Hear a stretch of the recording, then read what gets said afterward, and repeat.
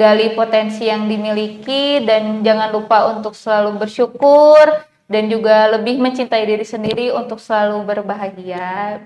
Nima optimis bisa benar-benar baik dimanfaatkan, baik itu oleh pemuda di bidang teknologi ataupun di bidang yang lain gitu. Seberapa penting bahasa Inggris menurut Nima? Menurut Nima, bahasa Inggris itu sangat penting sekali, apalagi di dunia kerja juga sekarang lebih banyak dituntut untuk bisa berbahasa asing gitu, salah satunya dengan berbahasa Inggris. Wirausaha ataupun mau berkarir pun ya bahasa Inggris itu sangat penting untuk salah satu bahasa untuk berkomunikasi juga.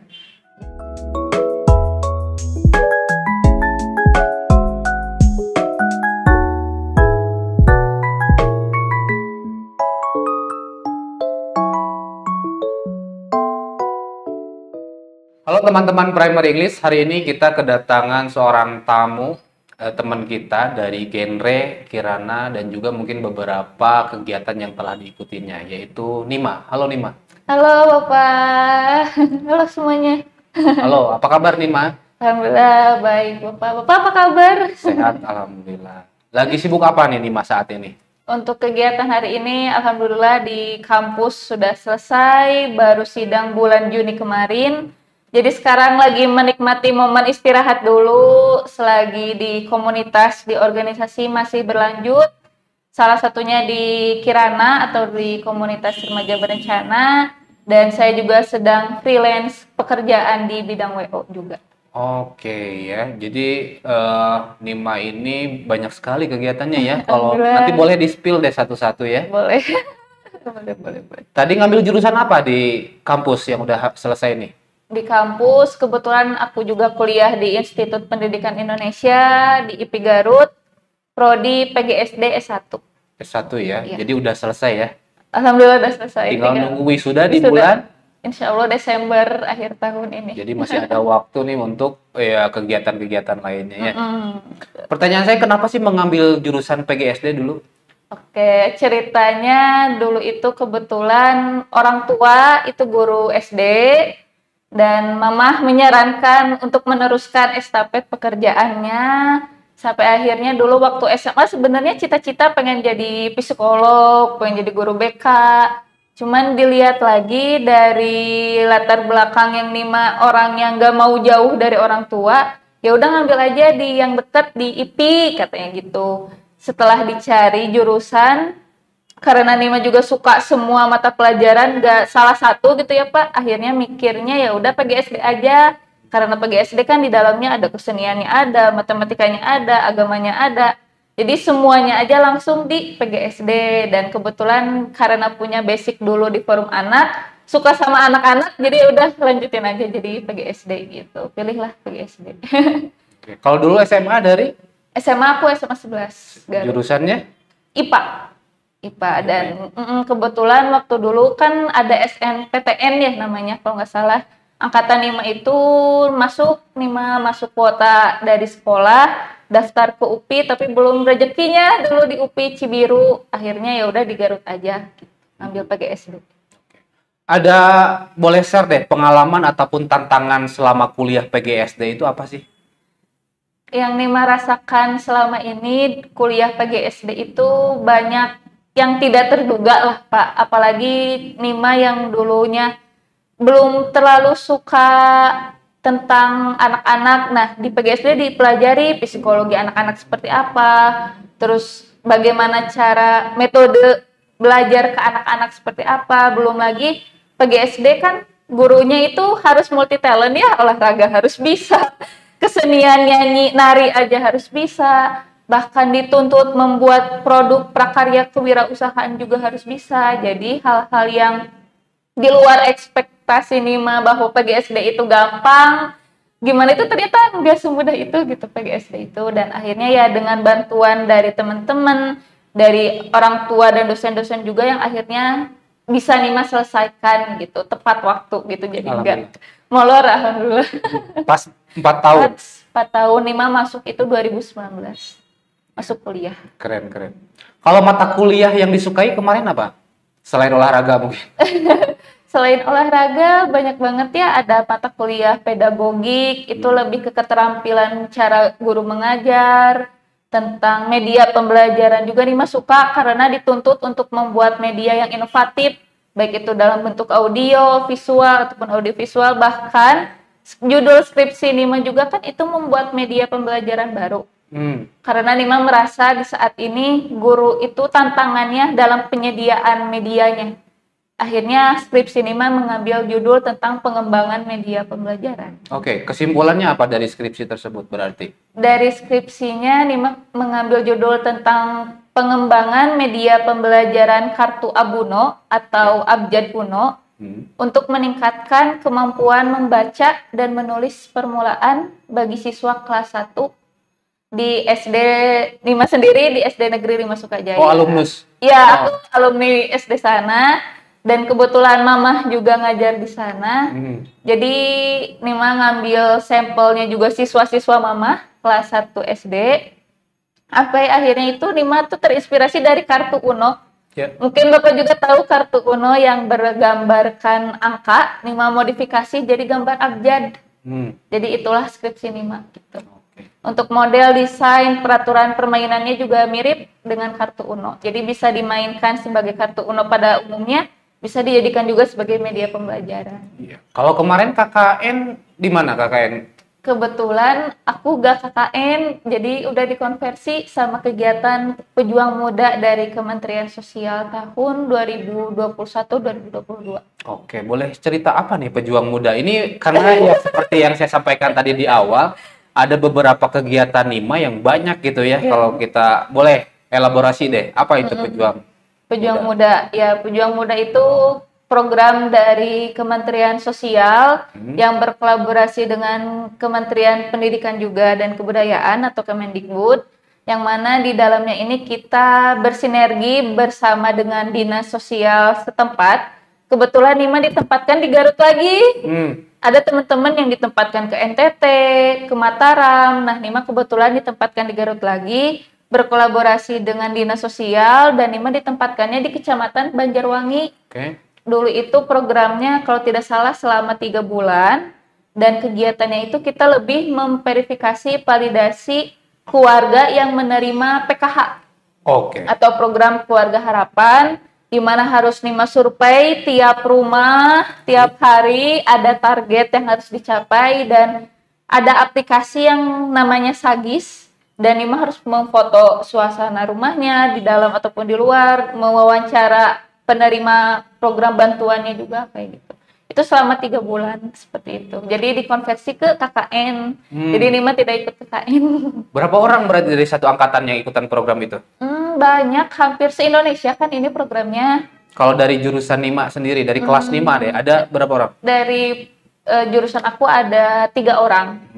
2 orang ikut sama Nima di Garut. Bareng ya? Bareng, setim. 1 lagi Nima kurang ingat. Kalau salah ada 1 lagi tapi jauh, enggak di Jawa Barat gitu di tempat ini. Apa di Kota Bandung? Maaf, di Kota Bandung. Bandung ya, oke. Ada pengalaman menarik nggak selama melakukan pejuang muda itu? Pasti banyak Tapi sekali. PP ya ke Banjarwanginya? Nima nginep, stay di sana ya? Di sana karena setiap hari harus selalu mengunjungi tiap rumah. Apalagi saat itu di Banjarwangi sedang musim rawan hujan, sampai saat ini juga ya Pak. Jadi duhur itu udah harus balik lagi ke base camp lah kasarnya gitu. Jadi dari pagi itu sampai duhur, sampai siang harus selalu mengunjungi tiap rumah, dan itu menginap, stay di sana. Oke. Jadi pejuang muda ya tadi. Pejuang muda. Program itu sampai saat ini masih ada? Sampai saat ini belum ada lagi open recruitment untuk pejuang muda batch kedua. Jadi 5 batch pertama dan belum ada lagi. Padahal itu di 2022 kalau nggak salah, 2021. Ketika COVID berarti? Iya, lagi COVID. Lagi COVID ya? Iya, lagi COVID. Lagi mulai rentan longgar sedikit lah Pak, udah mulai boleh keluar rumah, udah mulai asal di masker kayak gitu, udah boleh. 2022 ya? 22, ya akhir. Kalau PPL kemarin di mana? PPL aku di SD Kartika Siliwangi. Oh, yang di alun-alun ya? Iya, dekat alun-alun. Oke, ada pengalaman menarik selama ngajar SD berapa lama kemarin? Sekitar 1 bulan full.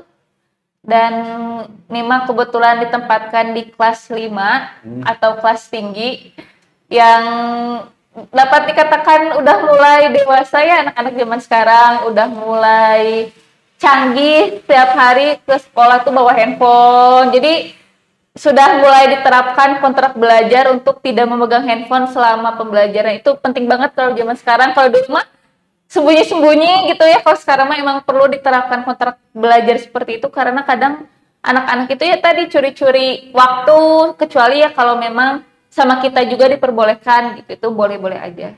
Oke. Jadi udah mulai berani gitu sekarang mah anak-anaknya, dan dari cara berpikir ataupun berbicara dengan gurunya juga udah mulai dewasa, udah mulai bisa istilahnya merayu atau ibu tong PRY kayak gitulah ya zaman sekarang mah. Jadi udah mulai bisa ngelobi, sampai akhirnya Nima juga kadang menerapkan udah sekarang mah jangan ada PR, lebih baik diproduktifkan aja terus selama di kelas, di rumah waktunya buat anak-anak istirahat kayak gitu. Jadi nggak terlalu diberatkan untuk PR. Gitu. Jadi Nima merasakan langsung ya perbedaan anak generasi Nima atau generasi saya lah ya. Kan kita beda generasinya jauh mungkin ya. Generasi saya, generasi Nima, terus generasi anak saat ini. Anak sekarang, iya. Oke. Kalau kita narik jauh lagi nih ke belakangnya, cita-cita Nima itu apa sih kalau dulu? Tadi sudah pernah disebutkan juga Nima pengen jadi psikolog, pengen jadi guru BK, tapi karena orang tua juga melihat potensi Nima di guru, dan Nima pun merasa oh iya oke, guru kayaknya seru gitu, kayaknya memang sesuai dengan kemampuan Nima, dan melihat ada PGSD yang dirasa notabene ke anak-anak, ya udah menjadi guru SD gitu cita-citanya sekarang. Yang sekarang ya, Iya. Desember bakal berubah lagi nggak nih? Aduh, lihat ke depannya siapa, dan Nima juga sebenarnya tidak terpacu untuk menjadi guru SD, asalkan produktif dan manfaat, hayu gitu. Mau itu nanti jadi pengusaha, mau itu nanti tiba-tiba jadi apa kayak bapak sekarang gitu, membuka tempat les ya, siapa tahu gitu Pak ya. Betul. Gitu. Oke, kalau ngelihat dari pendidikan Indonesia nih Nima ya, mumpung kita membicarakan pendidikan, Nima melihat pendidikan Indonesia ini udah sejauh mana sih? Atau apa pendapat Nima mengenai pendidikan Indonesia? Kalau dari Nima sendiri, karena memang fokusnya ke SD ya Pak ya, dilihat sampai saat ini itu seringnya berubah kurikulum. Dari Nima hampir 4 tahun mungkin ya kuliah, udah dari Kurtilas, terus ada kurikulum Merdeka, sekarang ada lagi yang kurikulum yang waktu zaman COVID yang hanya satu lembar dulu, apa disebutnya RPP kayak gitu kan. Banyak perubahan-perubahan yang dirasa mama ibu Nima sendiri juga kan merasakan perubahan tersebut, dan setelah ngobrol dengan orang tua dan melihat langsung di lapangan, perubahan kurikulum seperti itu tuh kadang membuat guru juga jadi kebingungan gitu, harus membelajarkan anak seperti apa. Di sisi lain keterbatasan media, keterbatasan fasilitas, kadang guru juga akhirnya tetap mengandalkan buku-buku yang sudah ada gitu, jadi nggak mengikuti kurikulum yang tersedia sekarang. Bahkan di SD yang kemarin Nima PPL pun sampai saat ini masih kurikulum 2013, bukan kurikulum Merdeka. Jadi hanya baru beberapa sekolah yang menerapkan kurikulum Merdeka. Oke, jadi masukannya untuk pendidikan Indonesia menurut Nima harus gimana nih? Lebih di paten, di permanen gitulah Pak ya kasarnya, dan kalaupun memang ada pembaharuan, adakanlah latihan-latihan untuk guru-guru, dan pengangkatan guru juga kan alhamdulillah sekarang ada PPG, baik itu dalam negeri ataupun Prajab. Nah, karena memang melihat di sekolah SD NIMPA yang menjadi lokasi penelitian pun itu ada yang pensiun, itu hampir 6 guru kalau nggak salah, dan yang keterima PPG-nya juga ada hampir 3 guru, yang mana kan itu di lokasinya ditempatkan oleh dinas Kemendikbud gitu ya, atau kementerian, sampai akhirnya kan mengalami kekosongan tenaga pendidik. Nah, mungkin lebih baik apabila ada pengangkatan ya sekaligus ada pelatihannya juga untuk guru-guru yang sudah ada terkait kurikulum yang terbaru gitu. dan bisa difasilitasi juga baik itu dalam penyediaan laptopnya misal atau modulnya atau kuota internetnya kayak gitu. Soalnya zaman sekarang kan gimana tuh ya kasarnya kalau orang tua teh gagal gaptek cina gitu kan. Mungkin itu salah satu peran kita juga nih sebagai orang muda ataupun anak-anaknya belajarkan orang tua kita untuk tidak terlalu takut untuk berhadapan dengan teknologi gitu. Jadi kita juga yang membelajarkan kepada orang tua kita kayak gitu. Oke. Kalau saya nanya mengenai pendapatan guru yang sudah menjadi rahasia umum, ada masukan nggak mengenai itu, tema itu? Misalnya gini, teorinya adalah jika guru kita adalah guru yang benar-benar profesional, gitu ya. Yang pertama mungkin dari skill mengajarnya juga bagus. Yang kedua kan guru tuh manusia gitu ya. Yeah. Jadi ya membutuhkan mungkin ya juga butuh makan kan gitu ya. Kalau misalkan taruh aja gaji guru hampir setara dengan gaji dokter. Wah, Gimana tuh? boleh. Setuju ya. Apalagi guru sama seperti dokter yang mana setiap hari harus standby. Bahkan mungkin kalau dokter masih ada kayak piket pagi, piket siang, piket malam. Sedangkan kan guru mah dari pagi belum siang ngajar, belum sorenya ngolah nilai misal. Belum lagi kalau ada orang tua yang curhat anaknya ini gitu. Wah, berarti kan setiap hari, setiap jam tuh harus ngecek anak-anaknya kayak gitu. Nah, kalaupun gajinya diperbesar, kenapa tidak gitu ya? Karena memang dari guru SD sendiri kan merasa sekarang nih adanya orang-orang sukses, adanya pejabat ataupun presiden kan awalnya dari pendidikan dasarnya dulu gitu. Kalau dari guru SD-nya sekarang udah berkualitas, diberikan kesejahteraan, diberikan jaminan, insya Allah gitu secara kinerja pun kan akan ditingkatkan untuk menciptakan generasi selanjutnya yang lebih baik lagi. Gitu. Jadi Nima setuju kan peran guru itu kan tadi besar sekali ya untuk perkembangan minat anak. Kan jadi kalau misalkan nanti saya juga sering sih ya bukan berhalusinasi, bermimpi lah ya. Yeah. Sering sekali bermimpi. Jadi nanti mah orang yang jadi guru itu benar-benar orang yang berkualitas, berkompetisi.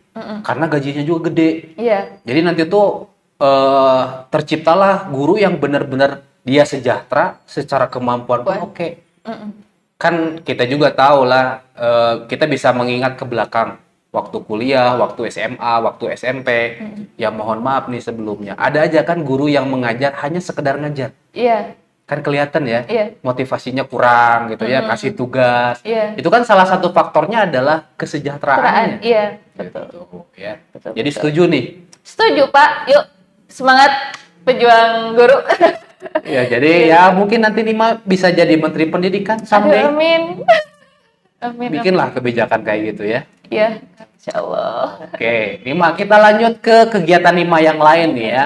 Sebelum kita ngobrol ke genre, saya pingin ke Mojang dulu nih. Boleh deh dielaborasi ke teman-teman gimana tuh proses Mojang, keseruannya dan sebagainya. Iya. Untuk Pasanggiri Mojang Jejaka Kabupaten Garut, Nima ikut di tahun 2019. Kelas berapa berarti? Kelas Atau 3 SMA. 3 SMA ya? 3 SMA. Nima masuk kategorinya remaja karena masih sekolah. Dan pada saat itu ada babak audisi yang diselenggarakan di Pendopo Garut. Dan itu kita bertemu dengan semua peserta. Dan disaring kalau tidak salah 7 atau 8 pasang. Langsung di sana di tempat. Dan itu kegiatannya lumayan padat. Dari pagi sampai pengumuman itu sekitar jam 7 malam atau jam 8 malam. Dan untuk tahap seleksinya, yang pertama itu kita diukur tinggi badan, berat badan, ada tes tulis psikotesnya juga, ada di tes room bahasa. Room bahasa, apa tuh? Ya, kalau di Mojang Jejaka itu ada 3 room bahasa, ada bahasa Indonesia, bahasa Sunda, dan bahasa Inggris. Oke, jadi Inggrisnya dites juga ya? Dites juga. Dan setelah itu ada tes lebih ke personality yang mana dilihat bagaimana cara duduk, bagaimana cara menyampaikan pendapat ke orang lain kayak gitu. Dan Setelah itu ada unjuk bakat juga Bakat atau ada ya? unjuk kabisa ya. Dan untuk di Mojang Jejaka ini diusahakan keseniannya itu yang Sunda-Sunda kayak kuku, kayak kalau Dimas sendiri kemarin menampilkan pencak silat. Pencak silat ya? Emang belajar dari SD atau gimana pencak Iya silat? dari SD. Dari SD emang udah ada kegiatan silat dan SMP juga diteruskan, SMA udah mulai dikurangi jadwal pencak silatnya tapi masih ingat dengan gerakan-gerakan. SMP di mana? Sorry. Oh, SMP di SMP Negeri 2 Tarogong Kidul dekat SMA 1. Oh, yang di Stikes ya? Iya, Nusa Indah. Oh, yang Nusa Indahnya Iya, ya? Nusa Indah. Oke, di situ ya. Terus gimana prosesnya kemarin? Bisa terpilih lah gitu Terpilih. gimana? Itu juga sebenarnya kita belum tahu, maksudnya nggak tahu nilai Nima paling besar itu di aspek apa. Cuman alhamdulillah Nima juga diberikan peluang, kesempatan untuk bisa lebih belajar lebih baik lagi. Dan sebelum ke tahap grand final itu ada tahap karantina dulu. Kita belajar bagaimana cara ngedodot samping, gimana cara menggunakan maaf kalau yang tidak berkerudung kan gak disigar, tapi yang perempuan belajar kayak disanggul, maaf bukan sigar, disanggul. Yang berkerudung juga bagaimana cara menggunakan baju kebesaran agar rapi. Belajar ada tes wawancara juga waktu karantina sampai akhirnya itu grand final di Balai Paminton diselenggarakannya. Sorry, Nima itu juara 1? Aku masih masuk finalis, jadi enggak top. Atribut juga enggak, tapi finalis. Finalis Mojang Jejaka 2019 ya? Iya, kategori remaja. Kategorinya remaja ya? Remaja. Karena masih kelas 3 SMA. Ya. Boleh cerita deh kegiatan setelah dilantik nih ya? Ada kegiatan seru apa aja? Seru apa aja tuh? Kalau di Mojang Jejaka, Nima sendiri itu pernah jadi narasumber tentang virtual tourism atau yang diselenggarakan oleh mahasiswa. Kebetulan itu langsung nge-DM, langsung minta agar Nima sebagai narasumber di kegiatan yang memang mereka selenggarakan sendiri, jadi tentang virtual, jadi kayak wisata tapi virtual gitu. Nah, Nima memberikan materi tentang hal tersebut dengan mahasiswa yang lainnya kan, dan juga pernah diundang juga sebagai yang mendampingi Pak Bupati, yang mendampingi Bapak Wakil untuk mengunjungi setiap wisata gitu. Dulu pernah di Situ Bagendit, di Cangkuang juga pernah. Gitu. Tantangan apa selama Nima jadi Mojang? Ada tantangan nggak yang bisa dijadiin cerita? Kalau tantangan sih lebih ke diri sendiri yang harus selalu rapih gitu ya Pak ya. Karena memang bagaimanapun kan yang pasti dilihat itu look atau penampilan yang nomor 1 gitu. Nah, kalau yang Nima rasakan sendiri untuk di Paguyuban Mojang Jejaka ini memang bukan dituntut ya, lebih diajarkan untuk selalu rapi, selalu menunjukkan bahwa orang Sunda mah ramah, anggun kayak gitu. Itu sih paling yang memang Nima mungkin sebelumnya suka main teh, wah gimana gitu Pak ya, bahkan dalam berpakaian juga yang penting nyaman atau gimana. Nah sekarang mah lebih diajarkan lagi untuk bisa rapi, untuk bisa sesuai dengan fashion kitanya juga kayak gitu. Oke. Oh iya, gini Nima, pertanyaan saya mengenai beberapa kegiatan yang dilakukan oleh Nima gitu ya, baik yang di kampus ataupun yang di luar kampus. Gimana cara ngatur waktunya? Kalau dari Nima sendiri itu selalu membuat schedule di handphone ya Pak ya. Misalkan 1 minggu ini ada kegiatan apa aja, ada kegiatan di mana dan ngapain gitu ya. Karena memang kalau dari Nima sendiri tuh berusaha untuk menyesuaikan dengan acaranya kayak gitu Pak. Dan biar Nima pun bisa persiapan kayak gitu. Dan selalu berusaha dalam 1 minggu itu ada 1 hari atau 2 hari di mana kita istirahat. Kayak gitu kalau Nima, jadi berusaha maupun itu misalkan hanya setengah hari tapi dari pagi siangnya full itu nggak apa-apa, tetap sesuai dengan kemampuan Nima gitu. Dan semuanya juga sama, pasti memiliki skala prioritas ya Pak ya, gitu sih kalau Nima. Tetap jangan lupa dengan istirahatnya aja. Kalau untuk memupuk supaya tetap semangat itu gimana? Kan orang tuh pasti ini lagi malas, semangat gitu ya. Iya. Supaya tetap semangat tuh gimana ala Nima? Kalau dari Nima sendiri mah tadi kalaupun kita capek, lemah, letih gitu ya, itu kan pasti salah satu faktornya karena kurang istirahat. kurang tidur. Jadi Nima sendiri selalu berusaha dengan istirahat itu dengan tetap makan misalkan yang bergizi ya, buah-buahan ataupun sayur-sayuran. Di rumah juga kayak berusaha masak sendiri gitu ya, enggak selalu beli dari luar. Karena menurut Nima kesehatan itu ya sebagai nomor satu agar kita selalu semangat gitu. Salah satu hal penting agar kita selalu semangat ya salah satunya dengan selalu menjaga kesehatan dan selalu berusaha juga memberikan positive vibes lah ke baik itu ke orang tua ataupun ke teman-teman. Biasanya teman-teman pun yang menjadi pendukung kita buat selalu semangat kayak gitu. Apalagi kalau udah kegiatannya yang terjun ke masyarakat, yang udah dimana kita harus berkomunikasi dengan orang banyak, dengan adanya teman yang ikut misalkan jadi nggak sendirian itu bisa jadi alasan untuk selalu semangat juga. Supporting sistemnya keren Iya, ya. gitu. Oke. Kalau role model ya, misalkan sosok yang selalu jadi inspirasi buat Nima itu siapa sih? Selain ibu ataupun selain orang tua ya? Iya. Kalau untuk di dunia karir aku ingin seperti Najwa Shihab. Iya. Karena dalam perkataannya, dalam tindakannya ataupun sekarang ada program medianya juga kan ya. Narasi. Saya tertarik gitu kalau misalkan di Garut juga ada gitu yang kayak gitu sosok perempuan yang menginspirasi dan juga bisa memberikan impact untuk masyarakat apalagi di Indonesia kan kalau Najwa Shihab. Kenapa tidak di Garut gitu kita adain juga. Bikin lah. Iya ya Pak. Bikin. Ya semacam narasi TV. Saya juga kan ngelihat, maksudnya ya salah satu media yang saya salut itu narasi TV. Iya. Dia keluar dari TV, bikin semakin besar kan? Ya contohnya gini, kemarin beberapa band-band besar eksklusif ditayangkan di narasi TV. Dewa, Raisa yang di GBK tuh yang paling besar. Salah satu media yang bisa meliput hanya narasi. Tulus, udah banyak tuh. Belum yang lain-lain gitu kan? Iya. Saya kira sih ya bikinlah. Kayak narasi bisa kok. Insya Allah. Iya. Oke, kalau hobi apa sih Nima? Kalau hobi Nima suka mendengarkan musik juga, film juga suka nonton. Apalagi kalau yang berbau-bau Marvel, di sini ada yang suka Marvel, aku penikmat film Marvel. Film terakhir yang ditonton apa? Yang kemarin yang Guardian of Galaxy 3 itu aku nonton. Terus Wakanda Forever juga. Untuk itu hobinya pastilah untuk beraktivitas di luar, bermain di luar, berorganisasi juga itu suka nih melakukan. Film yang paling menarik selama yang udah ditonton? Itu yang Wakanda Forever yang terbaru, yang Black Panther-nya. Kita jadi cerita film apa ya Pak?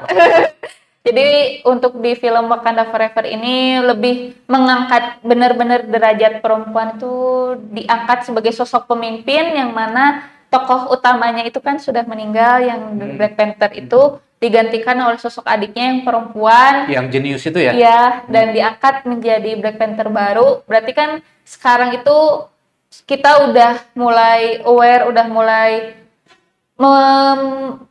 meyakini bahwa perempuan bisa menjadi pemimpin gitu. Bisa menggantikan sosok yang laki-laki gitu. Good point. Itu sih seru itu.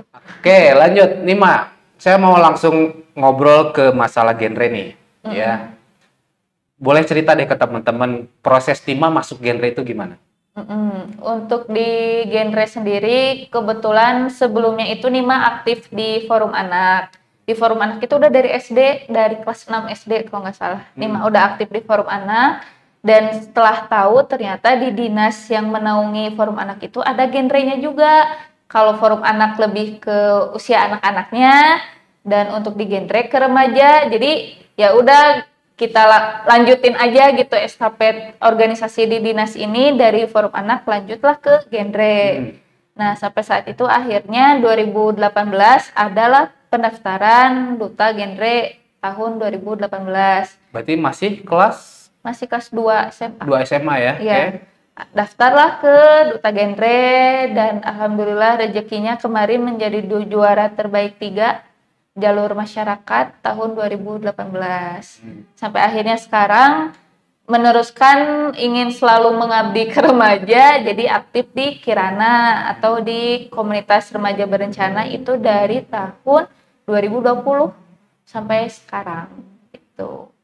Boleh cerita nggak tantangan selama gabung ke Kirana? Itu kan lumayan lama juga ya? Iya. Kebetulan karena pada saat itu 2018 Nima bersaing dengan kakak-kakak yang sudah kuliah, yang sudah bekerja, Nima masih SMA, dan dulu itu ada 2 jalur, ada jalur pendidikan dan jalur masyarakat. Kalau jalur pendidikan itu yang jalur undangan, misalkan genre ngundang sekolah A harus mengirimkan perwakilannya, kayak gitu, itu jalur pendidikan. Kalau jalur masyarakat itu yang umum, jadi lewat online kayak gitu. Nah, Nima daftar lewat jalur masyarakat. Yang otomatis kan banyak saingannya. Terus dari berbagai instansi juga, sempat merasa masih kecil gitu atau gimana, tapi dengan menunjukkan bahwa saya siap dan saya juga sungguh-sungguh di sini, akhirnya rezekilah kemarin jadi juara 3 dan sampai saat ini menjadi di Kirana atau di komunitas remaja berencana juga. Tantangannya lebih ke ini sih, membangkitkan semangat tadi ya Pak ya, karena Bapak tadi juga sudah pernah mengatakan bahwa kadang manusia itu kan ada up and down-nya. Nah, Nima juga karena merasa di genre ini sudah lama, jadi suka ada rasa kayak bosen atau gimana, tapi dengan adanya sekarang duta-duta baru, dengan adanya kepemimpinan baru sekarang, jadi kayak digoyahkan lagi untuk selalu aktif gitu, untuk selalu semangat di Kirana gitu. Oke. Harapan Nima buat genre kedepannya mau kayak gimana nih? Harapannya bisa lebih menjangkau remaja-remaja, tidak hanya di kota, tapi kita juga ingin mencoba ke yang lebih jauh, bisa ke Talegong, ke Pamengpeuk gitu ya, yang lebih jauh dari sini, dari pusat kota, karena merasa memang untuk kegiatan sosialisasi ini kita lebih mengikuti arahan dari dinasnya dulu. Misalkan dinas menyarankan ke desa ini, ya berarti kita ke desa ini. Dan untuk ke daerah utara sih kita udah sering, kayak ke Leles, Kadungora itu udah sering, tapi kalau ke daerah selatan kita belum terlalu sering gitu. Jadi pengen lebih mencakup lebih banyak remaja lagi. Oke. Ada tips dan trik nggak supaya nih buat teman-teman nanti yang tertarik ikutan pemilihan genre lagi supaya bisa masuk, ada tipsnya nggak? Tips kalau dari Nima sendiri karena sudah berkecimpung di dunia duta genre ini dari 2018, yang menjadi nomor 1 penilaian itu lebih ke attitude sih Pak. Attitude ya? Benar-benar kita bareng tim, bareng sama Kirana yang lain, sama dinasnya juga, kita itu benar-benar melihat dari bahkan postingan Instagram pun kita cek, dari circle ini tuh kita cek karena berharap duta-duta ini yang bisa menjadi contoh yang baik gitu untuk remaja yang lain. Bahkan kita tuh suka nanya, misalkan Nima punya kenalan anak IPI, itu gimana dia sikapnya di IPI, itu tuh jadi penilaian juga, karena benar-benar sikap dan attitude itu nomor 1, terus nomor 2 pasti lebih ke pengetahuan sama wawasan, apalagi di genre ini kan materinya itu yang nggak ada di sekolah ya Pak ya, ataupun nggak ada di kampus, karena materinya ini berkaitan dengan kesehatan reproduksi, dengan kesehatan gizi remaja, belum juga dengan materi tentang kependudukannya, tentang life skill-nya. Jadi dirasa bahwa pengetahuan juga itu jadi nilai yang cukup besar juga gitu, selain dari sikap dan attitude-nya. Itu sih paling. Ya, jadi saat ini nanti ke depannya barangkali dicek lagi tuh postingan-postingan dahulunya. Iya. Lebih dijaga lagi mungkin Pak ya. Jadi akan dicek nanti postingannya ada yang hilap atau enggak nih. Sebenarnya dari genre sendiri nggak ada batasan untuk posting apapun, itu emang nggak, bebas gitu sesuai kehidupan remaja itu sendiri, tapi mungkin lebih diolah lagi dalam penggunaan captionnya misal, atau dalam pengambilan foto, maaf gitu ya, kadang kita juga menemukan finalis yang laki-laki tapi di wig, terus itu mungkin main teater atau apa gitu Pak ya, itu juga kita kurang ngerti. Oh mungkin lagi teater, tapi misalkan ada yang lagi api-api main teaternya itu sambil megang botol apa gitu. Kita kan kadang suka, ini teh ngapain remaja ini teh, kadang kitanya teh oh nggak apa-apa deh, mungkin itu mah cuma teater aja, itu nggak jadi nilai minus sebenarnya, cuman ya sayang aja gitu kalau misalkan tidak dengan didukung oleh kata-kata yang misal oh ya ini mah aku lagi tampil lagi yang meluruskan gitu. Nah itu sangat disayangkan sih, apalagi ya media sosial kan sering kita gunakan setiap hari gitu. Saya setuju sih, kita perlu adanya attitude ya bersosial media gitu ya. Karena kan kemarin pun sempat rame kan, kayak misalkan kita nge-WA dosen, Pak saya mau bimbingan, kan itu kan secara diksi jam 9 Bapak ya ditunggu di kampus, ya kan itu kan diksinya kurang tepat gitu ya. Terus apalagi ada yang sosial media misalkan yang ya netizen Indonesia lah gimana gitu ya, dalam bikin caption dan segala macam itu juga saya rasa ya perlu ada edukasinya perlu. Iya betul. Apalagi kan pas sekarang juga seorang duta kan, nggak duta sih sebenarnya, remaja umumnya juga kan harus bisa membangun personal branding yang bagus. Salah satunya kan dengan adanya media sosial bisa menjadi platform kita untuk menunjukkan personal branding kita seperti apa kayak gitu. Jadi berharapnya yang nanti remaja ini yang mau daftar menjadi duta genre ini memiliki personal branding yang bagus, contohnya ya dengan postingan di media sosialnya kayak gitu. Oke nih Mak, mengenai program genre itu apa aja sih, boleh disampaikan?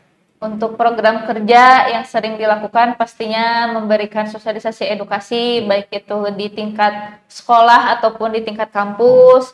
Bahkan kita juga sering terjun ke PIKR yang ada di desa-desa. Apa PIKR apa? PIKR itu Pusat Informasi Konseling Remaja. Jadi kayak bawahnya genre itu ada PIKR di tiap desa-desa. Di tiap desa ada? Enggak semua. Kita berharapnya semua desa ada. Tapi yang tercatat itu tuh semacam BK di sekolah lah. Iya. Jadi untuk konsultasi atau gimana? Iya, betul, untuk konsultasi tapi dikelolanya sama remaja gitu. Jadi di dalam PIKR ini nanti ada yang menjadi pendidik sebaya, ada yang menjadi konselor sebaya. Pendidik sebaya yang memberikan materi, yang sharing seperti tentang ini, tentang materi-materi genre. Itu namanya pendidik sebaya. Kalau konselor sebaya itu tadi yang lebih menerima masukan, harapan, ide dari remaja-remaja itu ditampung di konselor sebaya gitu. Jadi emang selama ini yang paling banyak dikeluhkan oleh remaja itu apa? Selain percintaan? Pasti mental sih apa ya? Mental, ya? Yang aku lihat mah mental health. pasti, dan ini lebih ke kehidupan yang toksik juga sih. Kan itu ngaruh ke mental merekanya juga. Jadi dipengaruhi itu dengan lingkungan yang toksik, baik itu di keluarga ataupun di pertemanannya sampai akhirnya terkena lah mental remajanya itu sih yang banyak diceritakan gitu. Jadi ada edukasi tadi ya. Boleh dielaborasi lagi dikit programnya apa? Berarti keluarga berencana ya. Terus apa lagi? Kalau untuk program kerja mungkin lebih ke genre Ghost to School. Nah itu ke sekolah-sekolah. Kalau ke tingkat desa itu mah lebih ikut lagi ke program dinas gitu. Kalau dinas misalkan mau ada penilaian nih dari provinsi atau gimana, kita harus memberikan sosialisasi ke PIKR. Itu berarti kita langsung terjun ke PIKR atau desa. Lanjut ke pemilihan duta genre, itu pasti kita juga menerima kolaborasi, baik itu dengan komunitas manapun. Kita pernah berkolaborasi sama Saka Kencana, itu dengan anak-anak pramuka, di mana pada saat itu di bulan Ramadan kita membagi-bagi takjil gratis kayak gitu. Jadi kita juga membuka kesempatan peluang untuk berkolaborasi dengan komunitas atau organisasi yang lain gitu. Oke. Target selanjutnya berarti apa nih Kirana? Kita saat ini sedang menggemparkan materi baru tentang anemia dan gizi remaja. Anemia? Kekurangan darah? Iya, karena kita tuh sedang menyuarakan juga tentang pentingnya mengonsumsi tablet tambah darah untuk remaja putri. Karena itu dapat berkesinambungan dengan nanti pada saat remaja putri ini mengandung. Karena itu juga menjadi program prioritas nasional kita, yaitu permasalahan stunting, yang mana salah satu penyebabnya itu karena rentannya ibu rahimnya. Jadi kan kalau remaja itu masih rentan untuk kekuatan rahimnya. Jadi ditambah lagi dengan remaja yang anemia, yang kekurangan darahnya, itu kan otomatis bisa meningkatkan angka kematian ibu dan angka kematian bayi juga meningkat. Terus juga dapat beresiko melahirkan anak stunting. Selain stunting ini disebabkan oleh kekurangan gizi, ya bisa juga disebabkan oleh selama di kandungan yang tidak diperhatikan gitu. Iya. Kemarin pun saya ngobrol dengan Kang Yoga ya. Kan banyak orang yang berpikir bahwa stunting itu badannya pendek. Kerdil. Kadarnya ya. Padahal bukan lebih dari itu loh stunting kan ya. Mulai dari perkembangan otaknya gitu ya, kecerdasan ternyata lebih luas. Tapi kan di masyarakat tuh berpikirnya tuh nggak tinggi katanya stunting itu. Padahal lebih dari itu ya stunting itu ya. Dan stunting itu memang bisa dilihat atau resiko rentannya itu di waktu 1000 hari pertama kehidupan, termasuk di dalam kandungan. Jadi kalau di dalam kandungan si ibu yang mengandung itu suka makan yang gak bergizi ataupun secara darah juga kekurangan darah atau gimana, itu kan bisa menyebabkan ke janinnya nanti. Jadi beresiko melahirkan anak yang stunting gitu. Jadi banyak sekali ya program genre itu sebenarnya ya. Ya. Lumayan. Ya lumayan. Lumayan menantang.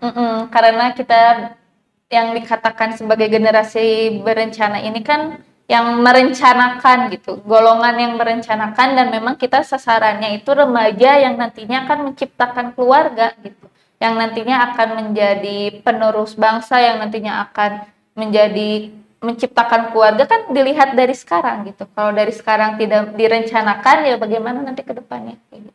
Oke, ini menarik nih. Nima tadi sudah di-mention tentang penerus bangsa ya. Pertanyaan saya adalah seoptimis apa Nima melihat Indonesia di tahun 2045?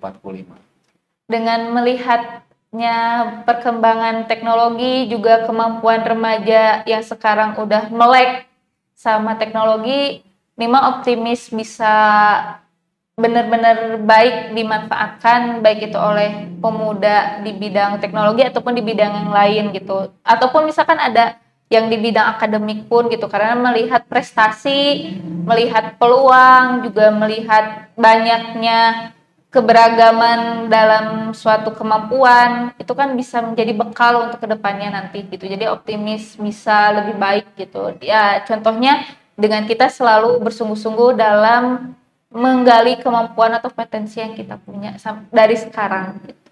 Target Nima 5 tahun dari sekarang mau apa nih? Yang pasti menikah ya Pak. Dan bekerja itu juga pasti. Di sisi lain juga Nima masih tetap ingin berkecimpung untuk memberikan edukasi ke remaja, karena merasa bangsa ini ada ya salah satunya dengan hadirnya remaja saat ini gitu. Kalau sekarang masa depan mau lebih baik, ya berarti harus diperbaiki dulu dari sekarang. Oke, Nima, tadi kita banyak ngobrol mengenai pendidikan ya. Mungkin seperti yang Nima ketahui bahwa bahasa Inggris saat ini penting gitu ya. Pertanyaan saya, seberapa penting bahasa Inggris menurut Nima? Menurut Nima, bahasa Inggris itu sangat penting sekali, apalagi kita yang kalangan muda sering sekali mendengarkan musik, menonton film yang menggunakan bahasa Inggris. Apalagi di dunia kerja juga sekarang lebih banyak dituntut untuk bisa berbahasa asing gitu, salah satunya dengan berbahasa Inggris.